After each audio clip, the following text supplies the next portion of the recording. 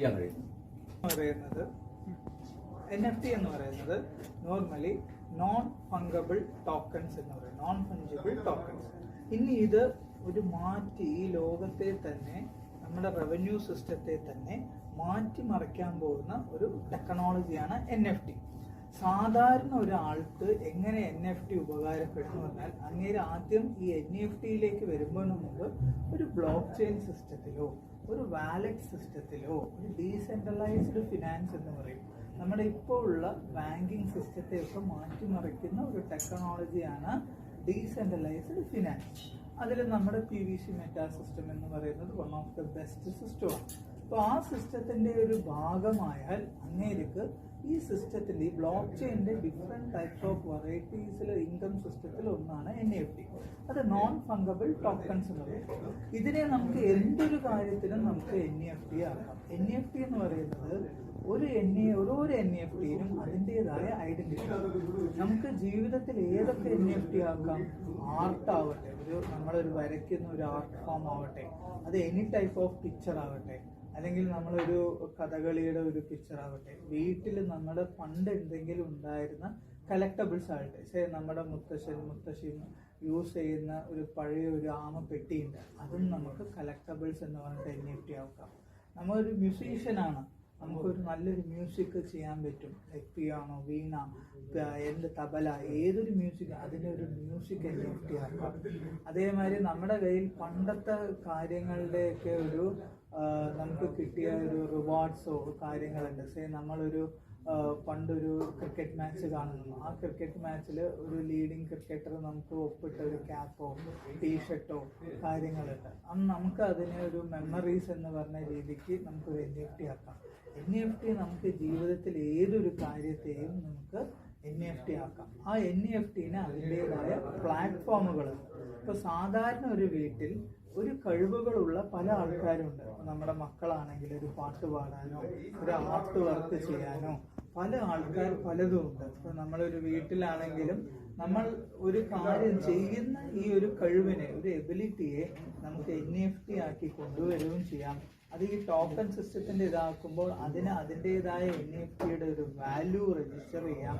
NFT പ്ലാറ്റ്ഫോമിൽ നമുക്ക് അതിനെ സെല്ലിങ്ങിന് വെക്കാം. അങ്ങനെ ഒരു ഗ്ലോബൽ മാർക്കറ്റിൽ NFT-ക്ക് വളരെ പ്രാധാന്യമേറാണ്. ഒരുപാട് പേര് NFT കളക്ട് ചെയ്യുന്നവരുണ്ട്.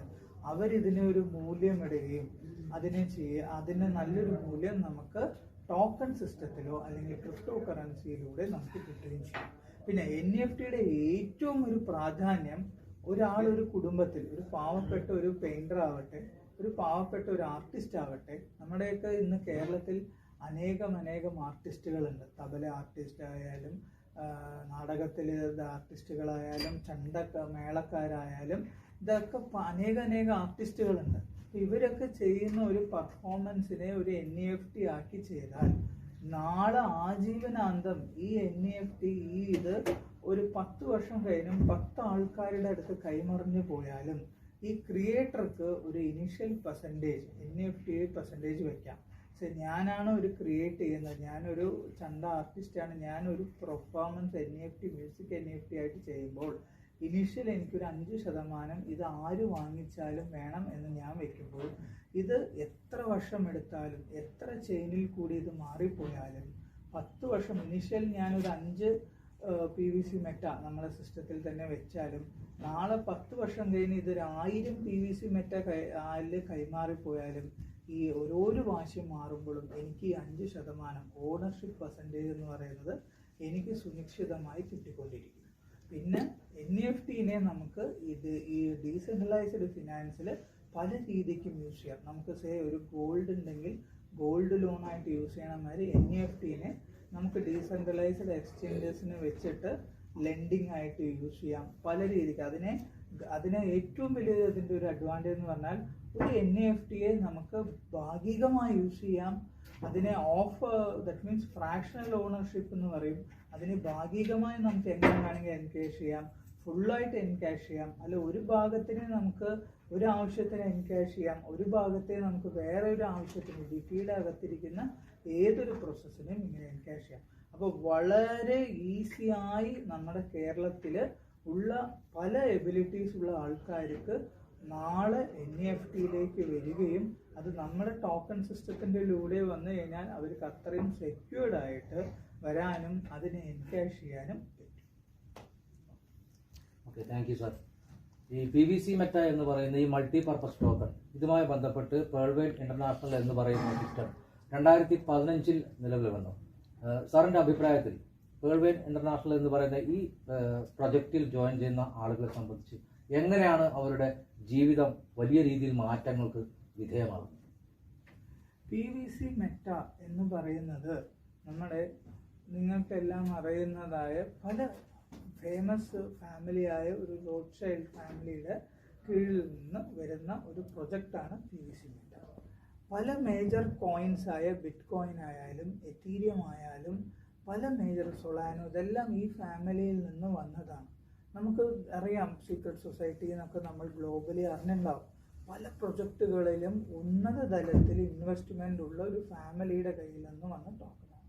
പിന്നെ എന്തുകൊണ്ട് ഇതൊരു ടോക്കൺ ആവുന്നെന്ന് പറഞ്ഞാൽ, ഒരു ടോക്കണെ നമ്മൾ ഒരു ബ്ലോക്ക് ചെയിൻ്റെ ഒരു ലെയറിൽ ഉണ്ടാക്കുന്ന ഒരു ഫസ്റ്റ് ലെയറിൽ ഉണ്ടാക്കുന്ന ക്രിപ്റ്റോ കോയിൻ എന്ന് പറയും.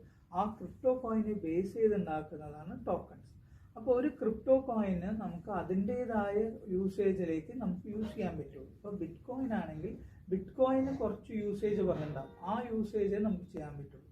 ബട്ട് ഒരു ടോക്കൺ ആണെങ്കിൽ ഒരു ടോക്കണെ നമുക്ക് ഇൻട്രോപയറബിലിറ്റി എന്ന് പറയും. ഏതൊരു സിസ്റ്റം നാളെ നൂതന ടെക്നോളജി ആയ ഗെയിമിംഗ് ആയാലും NFT ആയാലും പ്ലേ ആൻഡ് ഏൺ ഗെയിംസ് ആയാലും നമുക്ക് റിയൽ എസ്റ്റേറ്റ് ആയാലും വെർച്വൽ റിയൽ എസ്റ്റേറ്റ് ഏതൊരു ഈ ടോക്കണെ നമുക്ക് പല രീതിക്ക് നമുക്ക് യൂസ് ചെയ്യാൻ പറ്റും. ഡിഫറെൻറ്റ് ടൈപ്സ് ഓഫ് ടോക്കൺസ് ഉണ്ട്. Utility token, governance token, reward token. അത് നമ്മുടെ PVC മെറ്റ എന്ന് പറയുന്നത് ബൈനാൻസിൻ്റെ BEP20 എന്ന് പറഞ്ഞ ഒരു ബ്ലോക്ക് ചെയിനിലാണ് ഉണ്ടാക്കിയിരിക്കുന്നത്. അപ്പോൾ ഇത് എന്താണ് ഇതിൻ്റെ ഒരു എത്തീരിയം, നമ്മൾ എന്നും പറഞ്ഞ മാതിരി ഇതിനൊരു ക്രിപ്റ്റോ കറൻസിയുടെ എംപവർമെൻറ്റ് പറഞ്ഞാൽ എത്തീരിയത്തിൻ്റെ എംപവർമെൻറ്റിൻ്റെ. പിന്നെ ഒരു ടോക്കൺ എപ്പോഴും ഒരു സ്റ്റേബിൾ കോയിനെ ബേസ് ചെയ്തായിരിക്കും. നമ്മുടെ സ്റ്റേബിൾ കോയിൻ എന്ന് പറഞ്ഞാൽ USDT ആണ്. അപ്പോൾ ഒരു USDT എന്ന് പറയുന്നത് $ഡോളറെ ബേസ് ചെയ്താണ്. നമുക്കെല്ലാം അറിയാം $ഡോളർ എന്ന് പറയുന്നത് ഇന്ന് വേൾഡിലെ ലീഡിങ് കറൻസിയാണ്. അപ്പോൾ ഒരു ഡോളറിൻ്റെ ഏറ്റത്താഴ്വിനെ പെട്ടെന്നൊരു ഉയർച്ചയോ താഴ്ചയോ ഒരു $ഡോളറെ ബാധിക്കില്ല. അതേമാതിരി തന്നെ അതിന് റിലേറ്റ് ചെയ്ത സ്റ്റേബിൾ കോയിനും അങ്ങനെ പെട്ടെന്നൊരു ഏറ്റത്താഴ്വ് ഉണ്ടാവില്ല. അപ്പോൾ ക്രിപ്റ്റോ ഫീൽഡിൽ പെട്ടെന്ന് നമുക്ക് എല്ലാവർക്കും ഒരു റിസ്ക് ഫാക്ടർ എന്ന് പറയുന്നത് ഇതിൻ്റെ പ്രൈസ് പെട്ടെന്ന് ഹൈക്കാവുകയും പെട്ടെന്ന് താഴും. ആ റിസ്കിനെ നമുക്ക് ഈ ടോക്കൺ സിസ്റ്റം മുഖാന്തരം നമുക്ക് സേഫ് ആക്കാം. അപ്പോൾ നമ്മുടെ ടോക്കൺ സിസ്റ്റം ഇനി വരാൻ പോകുന്നത് ഒരു ഫിനാൻഷ്യൽ റെവല്യൂഷനാണ് ഉണ്ടാക്കാൻ പോകുന്നത്. അതുകൊണ്ടാണ് അതിനെ ഫ്യൂച്ചർ ഓഫ് മണി എന്ന് പറയുന്നത്.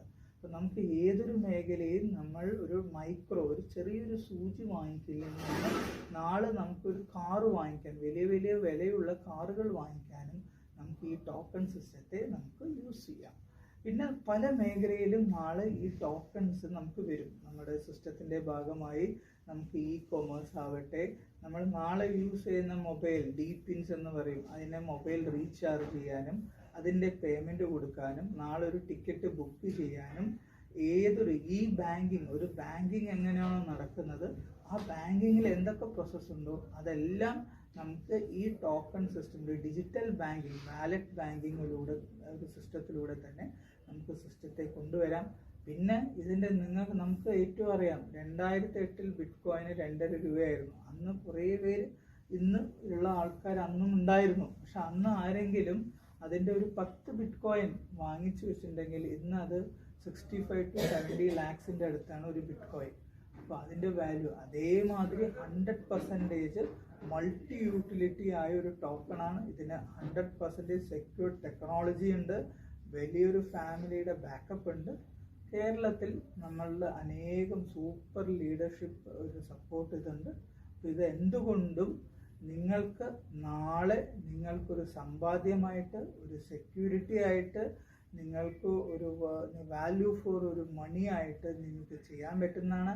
ഏതൊരാൾക്കാർക്കും ഈ സിസ്റ്റത്തെ ചെയ്യാം. കാരണം ഇതൊരു കോംപ്ലക്സ് സിസ്റ്റം അല്ല, നമുക്ക് ഈസി ആയിട്ട് സിസ്റ്റം തന്നെ നമുക്കൊരു പ്രോസസ്സ് തരുന്നത് കൊണ്ട് സിമ്പിളായിട്ട് ഒരു ട്രസ്റ്റ് വാലറ്റ് ഡൗൺലോഡ് ചെയ്ത് ഈ PVC മെറ്റയിൽ വരാം. വളരെ മിനിമൽ എമൗണ്ടിൽ നിങ്ങൾക്ക് ഇതിൻ്റെ പാർട്ടാവാം. അപ്പോൾ കൂടുതൽ ഇതിനെക്കുറിച്ച് അറിയാനും ഇതിൻ്റെ സാധ്യതകളെ അറിയാനും എപ്പോഴും നമ്മുടെ ചാനലെ സബ്സ്ക്രൈബ് ചെയ്യുക. അതിൻ്റെ താഴത്തുള്ള ലീഡർഷിപ്പിൻ്റെ നമ്പേഴ്സ് ഉണ്ടാവും, അവരെ കോൺടാക്ട് ചെയ്യാം. സാറ്, ഇന്ന് ഞങ്ങൾ ഇരിക്കുന്നത് ഈ ഒരു ഓപ്പർച്യൂണിറ്റിയായി ബന്ധപ്പെട്ട് തിരുവനന്തപുരത്ത് നടന്ന ഒരു ഫിസിക്കൽ മീറ്റിങ്ങിന്റെ വേദിയിലാണ് സാർ.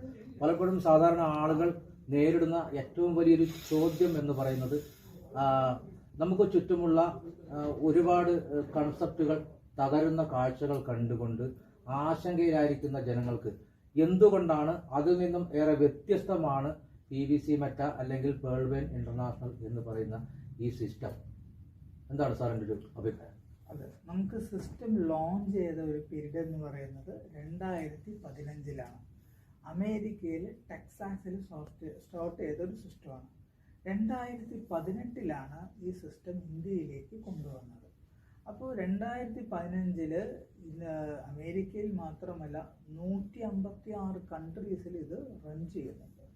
എല്ലാ കൺട്രീസിലും അതിൻ്റേതായ റൂൾസ് ആൻഡ് റെഗുലേഷൻ ഫോളോ ചെയ്തുകൊണ്ടാണ് ഈ സിസ്റ്റം റൺ ചെയ്യുന്നത്. ഇപ്പോൾ 2015 തൊട്ട് 2020-ലാണ് സിസ്റ്റം ഇന്ന് ബ്ലോക്ക് ചെയിനിലേക്ക്, പണ്ടൊരു ഡിജിറ്റൽ വാലറ്റായ സിസ്റ്റം ബ്ലോക്ക് ചെയിനിലേക്ക് മാറുകയും PVC മെറ്റ എന്ന് പറഞ്ഞ ഒരു ടോക്കൺ സിസ്റ്റത്തിലേക്ക്, ബ്ലോക്ക് ചെയിൻ അധിഷ്ഠിതമായ ഒരു ടോക്കൺ സിസ്റ്റത്തിലേക്ക് വരിക. ഈ ടോക്കൺ സിസ്റ്റം നിങ്ങൾ നോക്കിയാൽ എല്ലാ ഹൈ ലിസ്റ്റഡ് ആയ എക്സ്ചേഞ്ചസിലും ഇത് ലിസ്റ്റഡ് ആണ്. ഇപ്പോൾ പാൻകേക്ക് സ്വാപ്പ് ആവട്ടെ, ബൈനാൻസ് ആവട്ടെ, കോയിൻജെക്കോ ആവട്ടെ, യൂണിസാപ്പ് ആവട്ടെ, ഏതൊരു സിസ്റ്റത്തിലും ഇത് ലിസ്റ്റഡ് ആണ്. നിങ്ങൾ ജസ്റ്റ് ഗൂഗിളിൽ is PVC Meta A safe എന്ന് നിങ്ങൾ അടിച്ചാൽ നിങ്ങൾക്ക് കാണുന്ന result PVC Meta is 100% safe system എന്നുള്ളത്. പിന്നെ ഇതിൻ്റെ ഒരു മേജർ ഘടകം എന്ന് പറയുന്നത്, ഇതിൽ ഇൻവെസ്റ്റ് ചെയ്ത ഒരു പൈസ നാളെ ഇതിൻ്റെ ക്രിപ്റ്റോ കറൻസിയുമാതിരി നാളെ ഇതിൻ്റെ വില കൂടിയിട്ടേ നിങ്ങൾക്ക് തിരിച്ചു കിട്ടുന്നില്ല. ഇതിന് ഈസി ആയിട്ട് 2 പ്രോസസ്സ് ഉണ്ട്. ബാക്കി എല്ലാ സിസ്റ്റത്തിൽ നിന്നും PVC മെറ്റയെ ഡിഫറൻ്റ് ആക്കുന്നത് ഇതിൻ്റെ റവന്യൂ സിസ്റ്റമാണ്. ഇൻറ്റേർണൽ റവന്യൂ സിസ്റ്റം എന്ന് പറയും. ഇതിന് സീഡ് ഫണ്ടിങ്, ടോക്കൺ ഫാമിംഗ്. നമ്മൾ സീഡ് ഫണ്ടിങ്ങിലൂടെയും ടോക്കൺ ഫാമിങ്ങിലൂടെയും നമുക്ക് ഇതിൻ്റെ റവന്യൂ നമുക്ക് ഇൻവെസ്റ്റ് ചെയ്യുന്ന ആ സമയം മുതൽ തന്നെ, ആ മാസം മുതൽ തന്നെ നിങ്ങൾക്ക് മന്ത്ലി ഇതിനെ റിട്രീവ് ചെയ്ത് എടുക്കാം. അതേമാതിരി നമ്മളിപ്പോൾ ഒരു ഉദാഹരണത്തിന് നമ്മൾ 1 ലക്ഷം രൂപ ഇൻവെസ്റ്റ് ചെയ്ത് കഴിഞ്ഞാൽ ടോക്കൺ ഫാമിങ്ങിൽ നിങ്ങൾക്ക് സിസ്റ്റം 0.20% 33 മാസം, 33.5 മാസം എന്ന് പറയുന്നത് 33 മാസം നമുക്ക് കിട്ടുന്നുണ്ടെങ്കിൽ മാസാമാസം നിങ്ങൾക്ക് 6000 രൂപ റവന്യൂ ആയിട്ട് തന്നെ വരുന്നുണ്ട്. ഇത് 33 മാസത്തിലേക്ക് വരും. അപ്പോൾ തന്നെ നിങ്ങൾക്ക് ഒരു 1,68,000 രൂപയുടെ അടുത്തുള്ള റവന്യൂ നിങ്ങൾ 1,68,000 കൂടുതൽ തന്നെ നിങ്ങൾക്ക് കിട്ടുന്നുണ്ട്. ഇത് നിങ്ങളൊരു ബാങ്കിങ്ങിലോ ഏതിലിട്ടാലും നിങ്ങൾക്ക് വർഷത്തിൽ ഒരു 6,500 1 ലക്ഷത്തിന് കിട്ടാൻ പോകുന്നത്. അതുകൂടാതെ സിസ്റ്റം തന്നെ 15% കരുതൽ ധനമായി നിർത്തുമ്പോൾ ബാക്കിയുള്ള 29,000 നിങ്ങൾക്ക് ഡിജിറ്റൽ കറൻസി ആയിട്ട് നിങ്ങളുടെ സിസ്റ്റത്തിൽ ഉണ്ടാവും. അത് നിങ്ങൾ പല രീതിക്ക് നിങ്ങൾക്ക് യൂട്ടിലൈസ് ചെയ്യാം. അപ്പോൾ ഇത് എന്തുകൊണ്ടും സേഫ്, സെക്യൂർഡ്. പിന്നെ ഇത് 85 ലക്ഷം ഇത് ഇന്ത്യയിൽ യൂസേഴ്സ് ഉണ്ടായിരുന്നു. കേരളത്തിൽ നിന്ന് അനേകം ലീഡേഴ്സ് ഈ സിസ്റ്റത്തിലൂടെ വന്ന് മാസം 5 ലക്ഷവും 1 ലക്ഷം 2 ലക്ഷമുള്ള സിസ്റ്റം സമ്പാദിക്കുന്നുണ്ട്. പിന്നെ നമുക്കൊരു യുണീക്ക് ലീഡർഷിപ്പ് ഉണ്ട്. അതുകൊണ്ട് unique system of revenue system ഉണ്ട്. ബാക്കിയുള്ള ഏതൊരു കറൻസിയിൽ ഇട്ടിട്ടും നമുക്ക് അതിൻ്റെ എക്സ്ചേഞ്ച് മാത്രമല്ല, ഇതിൻ്റെ നമുക്ക് സീഡ് ഫണ്ടിങ്, ടോക്കൺ ഫാമിംഗ്, അങ്ങനെ ഒരു റവന്യൂ സിസ്റ്റം നമുക്ക് വെച്ചിട്ടുണ്ട്. അപ്പോൾ ഇതെല്ലാം ഇതിന് സേഫ് ആൻഡ് സെക്യൂർ ആണ്. ഇന്ന് വരെ എല്ലാവർക്കും അവരുടെ റവന്യൂ കിട്ടിയിട്ടുണ്ട്. അപ്പോൾ അത് തന്നെ ഇതിൻ്റെ ഒരു വലിയൊരു സാക്ഷിയാണ്. എത്രയോ പേര് ഇതിലൂടെ രക്ഷപ്പെട്ടിട്ടുണ്ട്. ഇപ്പോൾ ഈ ഒരു സിസ്റ്റം 100% ജെന്യുയിൻ ആണ്. അതിൻ്റെ റെക്കഗ്നൈസേഷൻ കാര്യങ്ങളെല്ലാം നമുക്ക് സിസ്റ്റം തന്നെ പറയുന്നുണ്ട്. ഇന്ത്യയും അതിനുള്ളതായ റെക്കഗ്നൈസേഷൻ എല്ലാം ഉണ്ട്. അതുകൊണ്ട് മാത്രമാണ് നമുക്ക് ഈ സിസ്റ്റം ഇന്ത്യയിലൂടെ നമുക്ക് എൻകാഷ് ചെയ്യാനും കാര്യങ്ങളെല്ലാം കിട്ടുന്നത്. ഫ്യൂച്ചർ ഈ സിസ്റ്റത്തിലൂടെയാണ്. ഇതെന്തായാലും നിങ്ങളെല്ലാം ഈ ഒരു സിസ്റ്റത്തിൻ്റെ ഭാഗമാവുക. കൂടുതൽ അറിയാൻ നമ്മുടെ ചാനൽ സബ്സ്ക്രൈബ് ചെയ്യുക. സാർ, ഒരു ചോദ്യം കൂടി ഞാൻ ചോദിക്കാം. സാധാരണ ഉയർന്നു വരുന്നത് വളരെ പ്രധാനപ്പെട്ട ഒരു ചോദ്യമാണ്. സാധാരണക്കാരായ ആളുകളെ സംബന്ധിച്ച് ബ്ലോക്ക് ചെയിൻ ടെക്നോളജി, ഇത്തരത്തിലുള്ള നൂതന സാങ്കേതിക വിദ്യകളെക്കുറിച്ച് വലിയ ധാരണ ഇല്ലാത്ത ആളുകളാണ്. സ്വാഭാവികമായും നേരിടുന്ന ഒരു ചോദ്യം, സാധാരണ ബാങ്കിങ് മേഖലയിൽ നടക്കുന്നത് ഞാൻ ഒരു തുക ഇൻവെസ്റ്റ് ചെയ്തു, അത് ലോണുമായി ബന്ധപ്പെട്ട രീതിയിലാണ് നമ്മുടെ പണം വികസിക്കുന്നത്. പക്ഷേ ഇവിടെ നമ്മൾ ചെയ്യുന്ന പണം എങ്ങനെയാണ് എൻകാഷ് ചെയ്യുന്നത്, എങ്ങനെയാണിത് വരുമാനമായി തിരിച്ചു കൊടുക്കുവാൻ വേണ്ടി ബ്ലോക്ക് ചെയിനിൽ വർക്ക് ചെയ്യുന്ന PVC Meta multi purpose token എന്ന് പറയുന്ന ഈ ഒരു സിസ്റ്റത്തിൻ്റെ പ്രവർത്തനം നടക്കുന്നത്, എങ്ങനെയാണ് ഒരു വ്യക്തിക്ക് തിരിച്ച് സിസ്റ്റം പണം കൊടുക്കുന്നത്, ഏത് രീതിയിലാണ് നമ്മുടെ പണം സിസ്റ്റത്തിൽ വിനിയോഗിക്കപ്പെടുന്നത് എന്നുള്ളതാണ്. ഇപ്പം നമ്മളൊരു സീഡ് ഫണ്ടിങ് ടോക്കൺ ഫാമിംഗ് എന്നൊരു പ്രോസസ്സ് ചെയ്യുമ്പോൾ നമ്മളൊരു ബ്ലോക്ക് ചെയിൻ്റെ അനേകം ബ്ലോക്കുകളിൽ നമ്മുടെ മൂലധനമായ ഈ PVC മെറ്റയെ ഡെപ്പോസിറ്റ് ചെയ്യുകയാണ് ചെയ്യുന്നത്. ഒരു ബ്ലോക്ക് ചെയിനിന് വളരെ അടിസ്ഥാനമായ ഒരു പ്രോസസ്സാണ് സ്റ്റേക്കിംഗ്. നമ്മൾ വീട് കെട്ടുമ്പോൾ എങ്ങനെയാണോ അസ്ഥിവാരം ചെയ്യുന്നത്, അതേ ഒരു പ്രോസസ്സാണ് സ്റ്റേക്കിങ്ങിലൂടെ ചെയ്യുന്നത്. അപ്പോൾ ഒരു സ്റ്റേക്കിംഗ് ചെയ്യുമ്പോൾ ആ ബ്ലോക്ക് ചെയിനിൻ്റെ സ്റ്റെബിലിറ്റി, ആ ബ്ലോക്ക് ചെയിനിൻ്റെ വിശ്വാസ്യത കൂടിക്കൊണ്ടേയിരിക്കും. അപ്പോൾ പല ബ്ലോക്കുകൾ ഇതിൽ ക്രിയേറ്റ് ആവും. ഇപ്പോൾ എല്ലാ ബ്ലോക്ക് ചെയിനും അതിനെ ഇൻറ്റേർണൽ റവന്യൂ സിസ്റ്റം എന്ന് പറയും. അതിനൊരു IRS ആണ് നമ്മൾ പറയുന്നത്. അപ്പോൾ ഓരോരോ ബ്ലോക്കുകളും ഈ ബ്ലോക്ക് ചെയിൻ അടിസ്ഥാനമാക്കി പല മേഖലയിൽ പല ഇൻറ്റേർണൽ റവന്യൂ സിസ്റ്റമാക്കി ഓരോരോ ബ്ലോക്കുകൾക്കും ഓരോരോ ഫങ്ഷണാലിറ്റി ഉണ്ടാവും. ഈ ഫങ്ഷണാലിറ്റിയിൽ സിസ്റ്റം എന്ത് ചെയ്യും, ബ്ലോക്ക് ചെയിനിൽ കിട്ടുന്ന ഓരോരോ ഫങ്ഷണാലിറ്റി ഓരോരോ ബ്ലോക്കുകൾ ചെയ്യുമ്പോൾ അവർക്കൊരു റവന്യൂ ജനറേറ്റ് ആവുകയും ആ റവന്യൂയുടെ ഒരു പാർട്ടാണ് നമുക്ക് സിസ്റ്റം ഫാമിംഗ് ആയിട്ടും റിവാർഡായിട്ടും സ്റ്റേക്കിംഗ് റിവാർഡായിട്ടും ചെയ്യുന്നത്. ഈ ഫാമിങ്ങിൽ വരുന്ന ഫണ്ട് സിസ്റ്റത്തിലെ പല ബ്ലോക്ക് ചെയിൻ ഡീസെൻട്രലൈസ്ഡ് എക്സ്ചേഞ്ചസ് ഉണ്ടാകും. ഈ എക്സ്ചേഞ്ചസ് വഴി സിസ്റ്റം പല ബ്ലോക്കുകൾ ലെൻഡിങ്ങിനും നമ്മളൊരു ഗോൾഡ് ലോൺ വെക്കുന്ന മാതിരി പല ഈ ബ്ലോക്ക് ചെയിനിൽ പല കമ്മ്യൂണിറ്റി പൂൾ, ലിക്വിഡിറ്റി പൂൾ എന്ന് പറയും. അപ്പോൾ ആ പൂളിൽ പല ആവശ്യങ്ങളുണ്ടാകും. ആ ആവശ്യക്കാർക്ക് കുറച്ച് സമയം ഇത് യൂസ് ചെയ്യാൻ, അങ്ങനെ ലെൻഡിങ് എന്നൊക്കെ പറയും. ഇങ്ങനെ പല പ്രോസസ്സിലും ഈ ഇൻറ്റേർണൽ റവന്യൂ സിസ്റ്റം അനുസ്പദമായിട്ട് ഈ ബ്ലോക്കുകളിലുള്ള നമ്മൾ ചെയ്യുന്ന ഈ PVC മെറ്റയെ വിനിയോഗിക്കുകയും ആ വിനിയോഗത്തിൽ നിന്നും വരുന്ന ആ റവന്യൂവിൻ്റെ ഒരു പെർസെൻറ്റേജാണ് നമുക്ക് റവന്യൂ ആയിട്ട് ഈ റിവാർഡായിട്ട് നമുക്ക് തരുകയും ചെയ്യുന്നത്. ഈ റിവാർഡ് നമുക്ക് സുനിശ്ചിതമാണ്. ഈ റിവാർഡ് ഇന്നേ വരെ PVC മെറ്റ 2020 വന്ന് ലോഞ്ച് ചെയ്തിട്ട് ഇന്ന് 2024 വരെ ഇന്ത്യയിലുള്ള അനേകം പേർക്കും ഡെയിലി റിവാർഡുകൾ കറക്റ്റായിട്ട് വരുന്നുണ്ട്. ഇർറെസ്പെക്റ്റീവ് ഓഫ് നമ്മുടെ ടോക്കണിൻ്റെ പ്രൈസ് കുറച്ചലോ അല്ലെങ്കിൽ അതിനെ ഹൈക്കാവുന്നതിൻ്റെ തോതിലല്ല, നമുക്ക് നിശ്ചിതമായി ഈ IRSനെ ബേസ് ചെയ്തിട്ടാണ് നമുക്കിത് വരുന്നത്. അപ്പോൾ അതാണ് ഇതിൻ്റെ പുറകിലുള്ള അടിസ്ഥാനം. ഇനി നാളെ സിസ്റ്റത്തിൻ്റെ പല ബിസിനസ് മോഡലും ഓപ്പൺ ചെയ്യുമ്പോൾ ആ ബിസിനസ് മോഡലിലും ഈ റവന്യൂ സിസ്റ്റം വർക്ക് ചെയ്യുകയും ആ റവന്യൂ സിസ്റ്റത്തിൽ നിന്ന് വരുന്ന വരുമാനങ്ങൾ കൂടി നമ്മൾ പാർട്ട്നേഴ്സായ നമുക്ക് സിസ്റ്റം വിനിയോഗിക്കും. ഇപ്പോൾ എങ്ങനെയാണോ ഈ സീഡ് ഫണ്ടിങ് ടോക്കൺ ഫാമിങ്ങിൽ നമുക്കൊരു പെർസെൻറ്റേജ് തരുന്നത്, അതേപോലെ ഈ വരുന്ന റവന്യൂ മോഡലിലെല്ലാം നമുക്ക് ഒരു എമൗണ്ട് നമുക്ക് വരികയും നമ്മളെ സീഡ് പാർട്ട്ണർ എന്ന് പറയുന്ന ഒരു പാർട്ട്ണർ ബിസിനസ് വളരുമ്പോൾ എത്രത്തോളം നമുക്ക് ആ ബിസിനസ്സിൻ്റെ മോഡലിൽ നമുക്ക് ഈ റവന്യൂ കിട്ടുമോ അത് ആ ഒരു പാർട്ട്ണർക്കും കിട്ടും. ഇങ്ങനെയാണ് നമുക്ക് സിസ്റ്റം തരുന്നത്. Okay sir, thank you. ഈ ഒരു സിസ്റ്റവുമായി ബന്ധപ്പെട്ട് വളരെ പ്രധാനപ്പെട്ട കാര്യങ്ങളാണ് ഇപ്പോൾ സാറ് പ്രേക്ഷകർക്ക് വേണ്ടി പറഞ്ഞു തന്നിരിക്കുന്നത്. എന്തായാലും ഇത്രയും വിവരങ്ങൾ തന്നതിന് സാറിന് വളരെ വലിയ നന്ദി അറിയിക്കുകയാണ്. Thank you. Thank you.